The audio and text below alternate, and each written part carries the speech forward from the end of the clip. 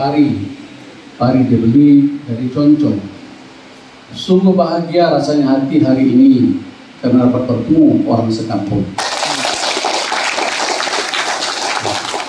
Jangan kalah pidato dengan pantun dengan ketua bandar, ketua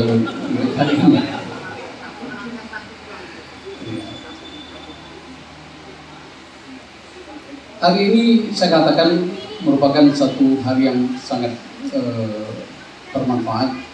Kenapa? Karena kita dapat memupuk kembali silaturahmi kita melalui suasana Idul Fitri yang memang mengamanahkan untuk kita terus memupuk bersama kita, persaudaraan kita, apalagi sesama orang sekampung. Kenapa ini jadi penting? Karena disinilah barangkali kita saling berbagi informasi, ya, berbagi kabar. Baik itu kabar saudara-saudara kita yang ada di kampung, kabar kita sama-sama yang ada di sini, ya. Dan berbahagia untuk kita semua yang ada di sini. Kenapa? Karena tidak semua orang yang di kampung yang berharap mereka juga bisa datang berkiprah ya sama sekali, tidak semua bisa seperti kita ada di sini. Ya. Jadi karena itu bersyukurlah kita, berbahagialah kita. Ya, karena kita adalah sebagian kecil kepada orang-orang ada di kampung sana yang bisa ya tinggal, menetap, bahkan bekerja, bahkan mendapatkan jabatan yang disampaikan luar biasa. Karena itu kita bersyukur kepada Allah Subhanahu wa taala. Ya. Nah, tetapi di samping kita sudah bagus, sudah segala macam di sini, saya ingin mengingatkan juga bahwa kita tidak boleh lupa dengan kampung halaman. Ya. Jangan pernah lupa dengan kampung. Apalagi kalau di kampung sana tuh masih ada almarhum, masih ada orang tua kita, ibu bapak kita semua. Nah ini jangan sampai pernah kita lupakan. Bahkan kalau mama bisa sampai tidak kita pedulikan, jangan pernah sekali-kali. Nanti Ustaz akan menjelaskan buat kita semua. Kenapa? Karena sumber keberkahan kita, keberhasilan kita, ya semua itu salah satunya adalah sumber keberkahan kita karena orang tua kita. Ya, jadi ini sebagai pembina tentu saya akan mengingatkan itu. Karena nanti kata Ustadz tidak ada keberkahan, keredaan daripada anaknya sebelum redanya orang tua kita. Ya, nanti ayatnya, hadisnya akan dibacakan Ustadz. Karena itu saya ingin mengingatkan, jangan pernah lupa. Tak sempat datang di telepon, dia kirimlah apa yang bisa ke orang kampung sana sebagai tanda ikatan silaturahmi dan ikatan batin kita dengan keluarga kita di sana. Dan ini saya ingin mengingatkan kita. Kadang-kadang karena kesibukan di kota, apalagi ya beda lah ya kalau misalnya living world misalnya dengan keadaan di Pulalidi sana atau di Toronto atau di Bakawan sana, tentu suasana enggak ya kan? Ini Pak Zakaria tahu nih, Pak Zakaria juga pernah Kepala Biro, saya jabat sebagai kemarin. Nah, Sungai Sabar, Bakawan, tahulah dengan susahnya. Nah, kita harus ingat kalau kita ini di sini karena kita ada di sana dulu. Jadi jangan pernah kita lupa, itu yang saya ingatkan. Dan syukur alhamdulillah, saya minta barangkali di sela-sela kita macam ini saya juga banyak betul lah. Tentu ini terjadi karena dua hal. Pertama, ada kesadaran kita memang untuk mendukung dan membantu kegiatan ini. Jadi kalaupun kita punya duit, punya segala macam, tahu tak ada kesadaran, tidak ada keinginan, itu tidak akan terjadi. Banyak hari ini orang-orang yang mampu, yang sadar, yang punya berkelebihan, tapi dia tidak sadar, ya itu aja. Jadi karena adanya kesadaran. Yang kedua tentu adanya kemampuan di sini. Nah kemampuan ini relatif sifatnya, ya, bukan ada di baru berbagi, tidak, ya. Alladzina yunfiquna bis-sarra wad-dharra wal kadhibina al-ghaiz wa 'afina 'anil nas. Jadi kita bersedekah itu mampu ataupun tidak mampu, berbagilah. Kenapa? Karena kita sedekahkan itu sedikit, insya Allah akan diganti Allah berlipat ganda. Jadi kalau hari ini kita ngasih uang misalnya karena 10.000, jangan merasa itu rugi, jangan merasa itu aku atau pilih kecil-kecil lah. Ini Ini 100 tidak bisa begini, 50 belum ya, ke 1000. Jadi semakin banyak kita memberi, semakin banyak diganti Allah. Karena Allah itu akan memberi kita yang berlipat ganda. Jadi kalau kita kehilangan 10.000, Allah akan mengganti 10 kali lipat. Mungkin kita dapat 100.000. Hakun yakin, percaya. Kenapa saya katakan, saya mengalami dalam pengalaman hidup kebatinan saya merasakan itu betul-betul luar biasa. Ya. Jadi karena itu jangan pernah aku susah. Ya susah memang susah gitu. Tapi untuk susah itu perbanyaklah memberi, perbanyak sedekah, mampu atau tidak mampu. Ya syukur kalau juga tak bisa dengan itu ya dengan tenaga, dengan segala macam ya. Tapi selalulah kita untuk ingat untuk memberi. Karena yang kita berikan itu pasti diganti oleh Allah. Saya itu. Ya. Nah karena itu saya menekankan ini kenapa? Karena begini, IWKM di samping kegiatan-kegiatan seperti ini, jangan lupa juga untuk membantu saudara apapun yang ada di kampung. Ya, berbuat juga untuk kampung kita gitu. Karena sejarahnya mulai dari organisasi mahasiswa Inhil, masyarakat Inhil, terutama mahasiswa. Waktu saya mau lebih banyak kiprah kepada adik-adik pelajar. Waktu saya dulu masih mahasiswa juga, saya salah seorang yang mendirikan namanya Barung Bekawan. Masih ingat kan? Nah, Barung Bekawan itu adalah satu bukti bagaimana ketika itu kami juga sangat peduli dengan masyarakat yang ada di kampung sana. Mohon maaf nih Pak Ustadz, saya agak sedikit memberikan riwayat balik yang mengenang masa-masa lalu kita ya. Itu Barung Bekawan. Uang itu kami kumpulkan, tak bisa membangun, kami sewa. Itulah di Jalan Beringin di Gobak sana. Nah, tinggal anak-anak kita, terutama anak-anak dari Mandah. Yang memang anak dari Mandah Barung Bekawan. Habis kontrak sana tak mampu nyewa, pindah dekat rumah Jaludin sekarang. Di jalan apa tuh? Dekat jalan Patimura itu. Abdul Muiz. Nah, pindah ke sana. Ini jejak digital perjuangan yang tidak bisa dihapuskan. Ya, ini saudara saya akan bilang ini dari keluarga kita, alhamdulillah. Jadi itu kira seperti itu. Nah, sampailah terakhir, alhamdulillah kita meningkatkan lagi ketika saya diberikan rahmat berkah amanah Allah menjadi pimpinan di Riau ini. Saya tingkatkan lagi dengan membeli asrama Mandah yang ada sekarang. Saya tahu asrama Mandah sekarang kata melinyang, hebat. Kamarnya bagus, bersih, rapi. Ya, betul lah, betul kan? Atau sebaliknya. Tapi saya tak yakin, pasti bagus lah, kan? Iya. Karena memang kadang-kadang kita kampungnya ada juga, kadang-kadang rumput pun tak tertebas. Sampah pun tak terbuang. Nah, ini penyakit juga nih, penyakit Melayu, malas. Jadi karena kita sudah diberikan selangkah oleh Allah ini sebagai orang berilmu, berpengalaman, berpengetahuan, saya kira jangan sama pula kita orang kampung itu lagi. Robah mindsetnya, robah spirit semangatnya, ya. Karena kalau kita sendiri tidak akan berubah, Allah tidak akan merubah itu. Ya. Innallaha yaghfiru man bi'aunin hatta yughfi anfusihim. Allah tidak merubah nasib kalau kita sendiri yang tidak mau berubah. Saya menyampaikan ini kita sama dulu. Saya juga tuh jalan-jalan jual ayam ke Concong, saya pedagi sana, susah hidup saya. Ngaji, ya, utang di warung baca lah. Itu semua orang udah tahu kan bagaimana riwayat saya. Tapi hanya saya dan Allah yang tahu bagaimana tekad saya. Makanya di belakang itu saya tulis dekat dapur yang atapnya ada plafon itu, dekat rumahnya Abang Linene sama Bang Jantan, bapaknya Dani, situlah kan. Inna ma'al usri yusra. Saya tulis seperti itu. Saya yakin bahwa bersama penderitaan saya hari ini akan ada kebahagiaan. Itu moto saya itu. Karena itu apa? Karena itu ayat Al-Quran. Ayat Al-Quran itu firman-Nya Allah. Innallaha la tukhliful mi'ad. Allah itu tidak ingkar dengan janjinya. Yakin itu. Percaya. Jadi kita bersusah harus optimis. Yakin kita, insya Allah kita berhasil. Karena keyakinan kepercayaan itu adalah doa. Ya, adalah doa.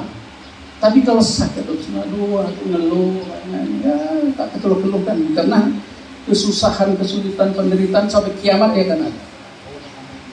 Tak pernah habis. Karena itu kita mesti rubah dengan spirit semangat. Biar susah insya Allah. Karena ada aja satu hari nanti Allah akan memberikan yang terbaik untuk kita. Ya, kita nggak tahu nanti pada satu saat Allah memberikan sesuatu yang terbaik. Ya, karena itu baik itu dia pegawai negeri. Hari ini mungkin kemarin jabatan bagus, hari ini nonjok, hari jauh terpelanting mana-mana. Yang penting berdoa juga, ikhlas. Ya, Mukhlisin Nahdlatul ikhlaskan semua itu. Karena kalau kita ikhlas dia selalu akan ada jalan keluar. Wa may yattaqillaha yaj'al makhrajan wa yarzuqhu min haitsu la yahtasib. Jadi kalau kita ikhlas itu ada akan jalan keluar Allah yang tak pernah kita sangka-sangka, tak pernah kita duga-duga. Percayalah itu, dan itu saya alami. Ya. Tak usah takut. Tapi jangan banyak ngeluh, semangat pendidikan semua. Itu yang paling pokok. Jadi itu kira-kira. Nah hari ini saya minta apa yang sudah diberikan seperti tadi asrama, tolonglah bantu dirawat minimal oleh penghuninya. Ya kalau memang ada sikit-sikit yang misalnya untuk beli semen, nah ini ya iuran lah ya 10.000, 50.000. Kalau nyewa kan berapa kita sana? Ya kan? Kalau nyewa di luar kan tentu jauh lebih mahal. Jadi kalau kita mengeluarkan sedikit untuk kemaslahatan kita bersama, apalah salahnya? Ya kan? Atau kreatiflah mencari juga sumbangan-sumbangan sini, jangan takut. Insya Allah. Dan juga yang diminta sumbangan jangan takut juga untuk memberi. Percayalah kita berikan itu untuk anak-anak sekolah ini itu fisabilillah. Itu perjuangan di jalan Allah. Allah pasti akan ganti. Jangan pernah merasa rugi, pernah takut. Saya mohon maaf kepada Allah, bukan maksud untuk dia takabur ya. Kalau begitu saya mengampuni kepada Allah. Saya kadang-kadang kalau saya naik pesawat, saya mau ke toilet gitu ya, mana-mana aja tuh airport bandara itu, saya kadang-kadang ternyuh gitu dengan orang-orang yang sapu, bersih-bersihkan kloset gitu ya. Di bandara kita ada kan, ya bersih-bersih. Saya kira mungkin kalau cari kerja itulah kerja yang paling bagaimana lah, bersihkan toilet WC. Karena itu pasti itu susah. Bersedekahlah kita kepada mereka. 50.000, 10.000, 20.000 itu doanya luar biasa. Mungkin hari itu dia belum makan bisa beli nasi bungkus saja luar biasa. Jadi kira seperti itu. Jadi saya ingin mengingatkan kita, tolong itu dipelihara aset dengan baik. Waktu saya jadi gubernur juga, saya juga banyak membantu mahasiswa Riau. Ya, di Jogja itu 2 asrama sendiri. Di Jakarta saya bangun 1 asrama. Dan mana yang belum saya sewakan di Bandung juga ada, di Kuala Lumpur juga itu ada. Padang juga siswanya begitu saya inginkan sini. Nah termasuklah yang asrama yang saya beli hampir berapa, 4 miliar. Berapa kamar rumah itu? Asramanya? Yang tinggal sana ada, yang tinggal sana sih. Yang tinggal asrama mana ada? 32. Ada lah, nggak ada. Oh ada hebat semua, ada nyewa semua, tapi bagus. Ada lagi, hah? Atau mantan di sana ada? Mana? Coba tunjuk tangan, yang mantan pernah tinggal sana. Nah, dan berapa kamar semua? Rudi? Hah? Ah, Rudi ini luar biasa juga nih. Ya, cuma dia tak pemain bulu tangkis, nama Rudi Hartono. Mungkin bahaya itu, waktu nama Rudi Hartono, akhirnya kan Rudi Hartono. 32 kamar kan? Nah, 32 kamar, kalau selisih 1 kamar 2 orang, sudah 64 orang kan? Sudah tertolong juga pendidikan menjelang segala macam, 64 kamar. Nah, jadi tolong betullah itu dipelihara, dijaga. Saya minta ya. Jadi karena di tingkat sana bantu juga dengan pemeliharaan. Kalau ada yang memang kira-kira bocor-bocor jangan dibiarkan, biarkan. Kita cari jalannya. Ya, saya karena tak pernah dilaporkan, jadi saya anggap bagus saja. Makanya saya bilang tadi belinyang. Ya, karena bagus nih, tak ada laporan kan? Itu belinyang lagi. Nah, jadi coba diperhatikan. Nah, kita selalu membantu. Saya kebetulan kenapa begitu? Ada satu shop, mungkin kita tahu di mana, semua tahu Roma Iramanya Mantap, tahu nggak? Oh, mantap berarti betul. Kalau sebentar menjawabnya memang dia Roma Irama. Kalau saya sebut 1, 2 kita tahu, tapi itu siapa Roma Irama? Siapa itu? Hah? Meren. Ya. Semua orang tahu Meren tuh. Udah masuk YouTube, masuk TikTok dia tuh. Yang namanya Meren tuh. Nah, ada tak anaknya si Ririn ya? Siapa? Ada. Itu dia tuh anaknya. Berdiri. Rin. Biar kenal. Nah, ini anaknya Roma Irama Mandari. Anak Rin, alhamdulillah, dia waktu saya kemana dia lapor sama saya. Kang, anak saya mau sekolah, mau kuliah ke sana, alhamdulillah ini. Belum masuk dia nih, belum. Alhamdulillah. Saya nak balik, nak pergi kemana, nak pergi bulan baru, nak hantar, saya bantulah gitu ya. Terus ini masuklah dia, susah gitu ya. Jadi hampir tiap minggu berkomunikasi dengan Ibu Septina, betul tak? Nah, Ibu Septina terus, Ibu Septina pun sampai minta juga nih membantu. Karena kita tahu Meren, kita tahu lah kita sebut Meren. Tapi sekarang dia sudah tinggal di Rumah Layak Huni ya. Nah, Rumah Layak Huni di Mandah itu dulu juga dibantu oleh Ibu Septina. Nah, jadi satu di atas rumah itu tinggal dia Meren di situ sekarang. Nah, ini anaknya. Nah, jadi tiap hari kita bantu sampai sini juga membantu minta keluarga gitu. Ya namanya tentu Meren kita tahu lah kondisi ekonominya. Ya kita mampu. Anak sekolah potensial, saya tengok kemarin fotonya artis juga ya, pintar nyanyi, ya betul ya. Nah saya tahu videonya bagus, alhamdulillah. Orang pendawa juga ya. Nah, Anda tahu besok jadi calon menantu gubernur. Gubernur ya. Jodoh itu kan Allah menentukan, tak ada mustahil, ya. Nah, jadi semua bisa terjadi. Karena itu banyak berdoa. Karena doa itu senjata bagi orang mukmin. Ud'uuni astajib lakum, ya, falastajibu li, kan datu. Ud'uuni astajib lakum, wa iza sa'alaka ibadi fa innaka tujibu wa anta jangan falastajibu. Ya. Allah akan kabulkan doa kita. Jadi jangan pernah, Allah tidak suka dengan orang yang tidak sama berdoa. Allah tidak suka. Banyak-banyak berdoa. Dan berdoa itu minta yang mustahil-mustahil. Kalau biasa kan biasa itu. Karena hanya doa yang bisa mengubah takdir. Jadi berdoa ya banyak-banyak. Saya mengimbangi jalga dengan dia ini. Kira-kira seperti itu. Jadi Ibu bantu, Ibu Septina bantu. Ya, hampir tiap bulan lah semua lah melengkapi segala macam piring, mangkuk, ya, kompor semua ya namanya. Alhamdulillah. Nah sekarang Ibu Septina bantu dia kuliner ya. Nah jadi gini, supaya ada program itu kita tahu. Bukan kuliner, sembako ya. Nah jadi kan biasa supaya dia ada penghasilannya setiap bulan minimal untuk beli beras misalnya. Jadi dia sekarang selama 2 tahun sudah ada penghasilan 100.000. Satu bulan 100.000. Paling tidak bisa membeli beras, kan kalau 5 kilo kan 50.000 ya. Ya, 60-50 lebih sedikit lah di minyak. Paling tidak ada bantuan. Walaupun hanya 100.000 1 bulan, tapi dia sudah ada penghasilan tetap. Katanya ada pula sekarang ini program sembako itu.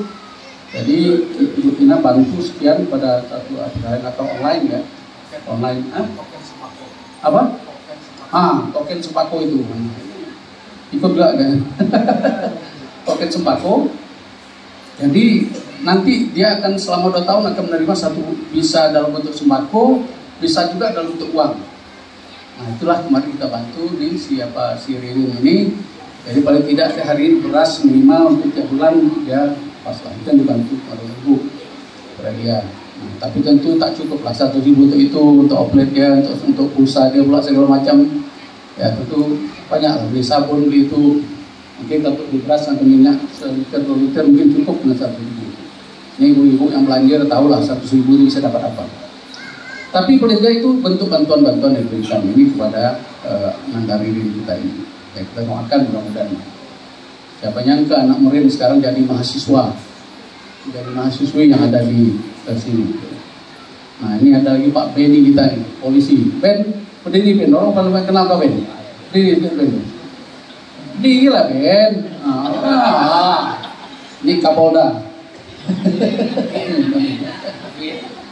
Nah ini anaknya Pak Waligal, iparnya Rafika ini ponakan dari Pak Mustamir Talib kalau yang belum kenal. Beliau sekarang polisi Kapolsek ya. polisi dan sekaligus toke juga ini. Di Minas ya, masih Minas ya? Masih di Minas. Ya. Jadi luar biasa, ada yang polisi, ada yang ini, keluarga kita macam-macam. Jadi inilah barangkali saudaraku, adik-adikku, keluarga kami dari kampung ini, itu hal-hal yang barangkali yang perlu kita perhatikan. Ya, jadi saya ingin menunjukkan pelihara suasana kebersamaan silaturahmi di antara kita ini. Ya, Allah itu akan menurunkan berbagai hal kepada kita kecuali menjaga dua hal. Pertama, menjaga hablullah wa hablul minnas. Ya. Jadi dua hal ini harus kita jaga. Hablullah yang paling tinggal, hablul minnas kita juga harus jaga. Saya yakin keluarga-keluarga ini memang cukup baik. Tapi terus kita pupuk dan kita terus pelihara dengan baik. Ya. Kemudian yang lain saya nitip satu lagi tadi asrama, tolong betul asrama itu.